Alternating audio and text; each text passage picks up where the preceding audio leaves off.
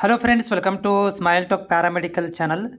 Friends, KE ವತಿಯಿಂದ KCET 2026ನೇ ಸಾಲಿನ ನಮ್ಮ BPT ಅಲೈಡ್ ಹೆಲ್ತ್ ಸೈನ್ಸು ಮತ್ತು BSc ನರ್ಸಿಂಗ್ ವಿದ್ಯಾರ್ಥಿಗಳಿಗಂತೂ ಈಗಾಗಲೇ ಕೌನ್ಸಿಲಿಂಗ್ ಪ್ರಕ್ರಿಯೆ ಅಂತೂ ಕ್ಲೋಸ್ ಆಗುತ್ತಾ ಬಂತು. ಅವರುಗಳಿಗೆ ಕಾಲೇಜ್ ಅಡ್ಮಿಷನ್ಗಳನ್ನು ಮಾಡ್ಕೊಳ್ಳಿಕ್ಕೆ, ಚಾಯ್ಸ್ ಎಂಟ್ರಿಗಳನ್ನು ಮಾಡ್ಕೊಳ್ಳಿಕ್ಕೆ ಎಲ್ಲ ದಿನಾಂಕ ನಿಗದಿ ಮಾಡಿದ್ದಾರೆ. ಆದರೆ ಈ ಮಧ್ಯದಲ್ಲಿ ನಮ್ಮ ಫಾರ್ಮಸಿ ಕೋರ್ಸ್ಗಳು, ಸ್ಪೆಷಲಿ B ಫಾರ್ಮಸಿ ಇರ್ಬೋದು ಅಥವಾ ಫಾರ್ಮಾ D, ಈ ಒಂದು ಕೋರ್ಸ್ಗಳಿಗೆ ಇನ್ನೂವರೆಗೆ ಕೂಡ ಆಪ್ಷನ್ ಎಂಟ್ರಿಗಳನ್ನು ಕೊಟ್ಟಿರುವುದಿಲ್ಲ. ಸೊ ಇದಕ್ಕೆ ಸಂಬಂಧಿಸಿದಂತೆ ಮಾನ್ಯ ನಿರ್ದೇಶಕರು ಪ್ರಸನ್ನ ಸರ್ ಅವರು ಕೂಡ ಸ್ಪಷ್ಟತೆಯನ್ನು ಕೊಟ್ಟಿದ್ದಾರೆ.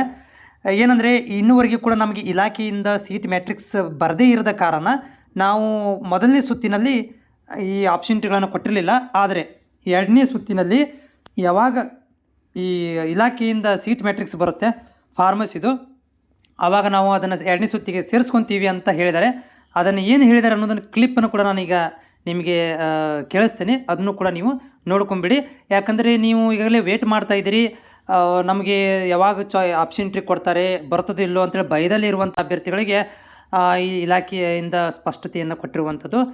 ಸ್ಪೆಷಲಿ KE ಇಲಾಖೆಯಿಂದ ನಮ್ಮ ಫಾರ್ಮಸಿ ವಿದ್ಯಾರ್ಥಿಗಳಿಗೆ ಎರಡನೇ ಸುತ್ತಿನಲ್ಲಿ, ಅಂದರೆ ಎರಡನೇ ಕೌನ್ಸಿಲಿಂಗ್ ಪ್ರಕ್ರಿಯೆಯಲ್ಲಿ ಭಾಗವಹಿಸಲಿಕ್ಕೆ ಒಂದು ಚಾನ್ಸಸ್ ಇದೆ ಅನ್ನೋದಕ್ಕಿಂತ ಅವಾಗ ಸೀಟ್ ಮ್ಯಾಟ್ರಿಕ್ಸ್ ಬರುತ್ತೆ, ಬಂದ ತಕ್ಷಣ ನಿಮ್ಗೆ ಆಪ್ಷನ್ ಎಂಟ್ರಿಗಳನ್ನು ಮಾಡಲಿಕ್ಕೆ ಕೊಡ್ತಾರೆ ಅಂಥೇಳಿ ನಿರ್ದೇಶಕರು ಹೇಳಿದ್ದಾರೆ. ಆದರೆ ಇಲಾಖೆಯಿಂದ ಸೀಟ್ ಮ್ಯಾಟ್ರಿಕ್ಸ್ ಬರಬೇಕು ಅಂತ ಕೂಡ ಒಂದು ಮಾತನ್ನು ಅವರು ಹೇಳಿದ್ದಾರೆ. ಫಾರ್ಮಸಿ ಕೋರ್ಸು ಏನು ಎರಡಿತ್ತು, B ಮತ್ತೆ D ಫಾರ್ಮಾ, ಅದು ನಮಗೆ ಸೀಟ್ ಮ್ಯಾಟ್ರಿಕ್ಸ್ ಬರಲಿಲ್ಲ, ಹಂಗಾಗಿ ನಾವು ಎನೇಬಲ್ ಮಾಡಿಲ್ಲ.